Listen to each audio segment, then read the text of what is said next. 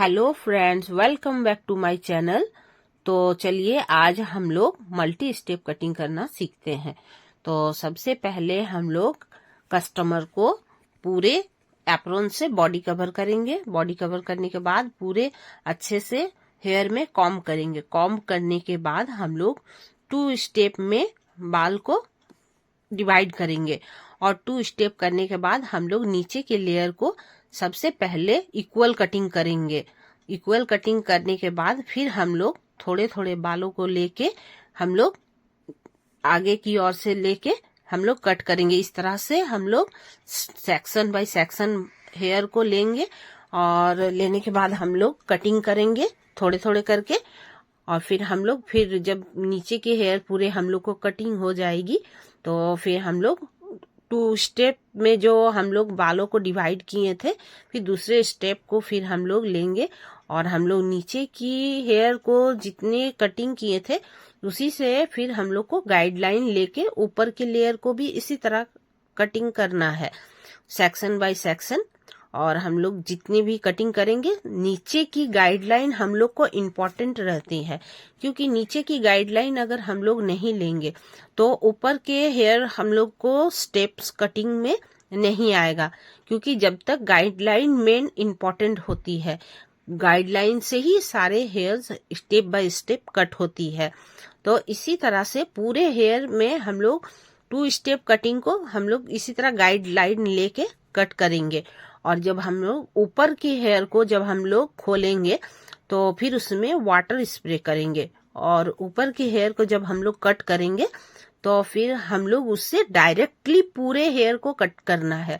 उसमें ना हम लोग को गाइडलाइन लेनी है और ना ही हम लोगों को ऊपर से अलग अलग डिवाइड व सेक्शन बाय सेक्शन कट करना है।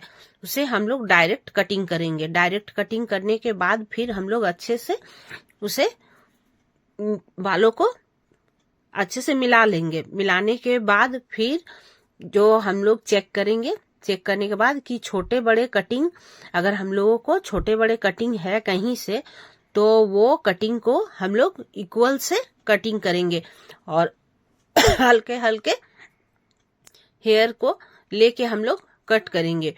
और इसी तरह से पूरे हेयर में हम लोग चेक करके छोटे बड़े हेयर्स जहां से भी हम लोग को इक्वल नहीं हुआ है तो हम लोग चेक करते जाएंगे और कट करते जाएंगे।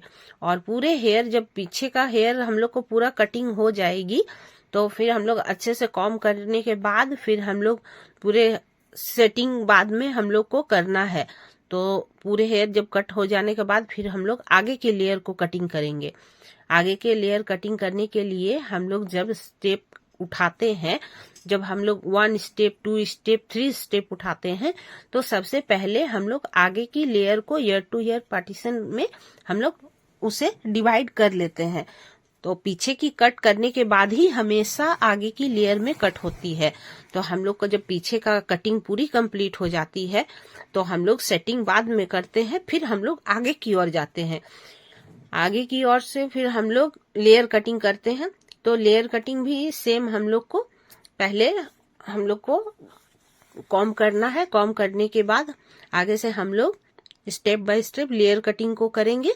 दोनों साइड में हम लोग को सेम कटिंग होंगे।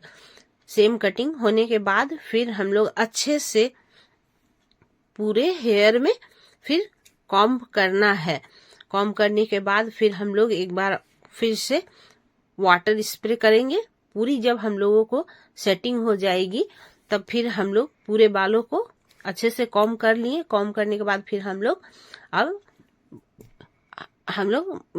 ब्लू ड्रायर लगाएंगे। जब ब्लो ड्रायर हम लोग को हो जाएगी, पूरे कम से कम 2 से 3 मिनट तक हम लोग को ड्रायर मशीन चलाना है और पूरे हेयर को सेट करना है। थोड़े थोड़े हेयर लेके ही सेट करना है, क्योंकि मल्टी लेयर कटिंग हो या स्टेप्स कटिंग हो, इसमें थोड़े थोड़े से करके ही हम लोग को सेटिंग करना रहता है। पूरे बालों को एक साथ सेटिंग ये नहीं होती है। हम लोग धीरे धीरे क्योंकि स्टेप बाय स्टेप बैठना चाहिए हेयर में। तो इसी तरह से पूरे जब हम लोगों को ड्रायर खत्म हो जाएगी तो फिर हम लोग अच्छे से फिर से कॉम्ब करेंगे, फिर से चेक करेंगे कि ये हमारी कटिंग अच्छा सेट हुआ है कि नहीं। जब पूरे बालों में हम लोग को सेट हो जाती है तो फिर हम लोग पूरे बालों में सेटिंग हो गई है। और अब हम लोग का पूरी ये मल्टी लेयर कटिंग एंड होती है। तो इसी तरह से आप सभी को अगर मेरी ये कटिंग पसंद आई तो वो मुझे कमेंट में बताएं, ताकि मैं आप सभी के लिए और न्यू कटिंग का वीडियो अपलोड कर सकूं।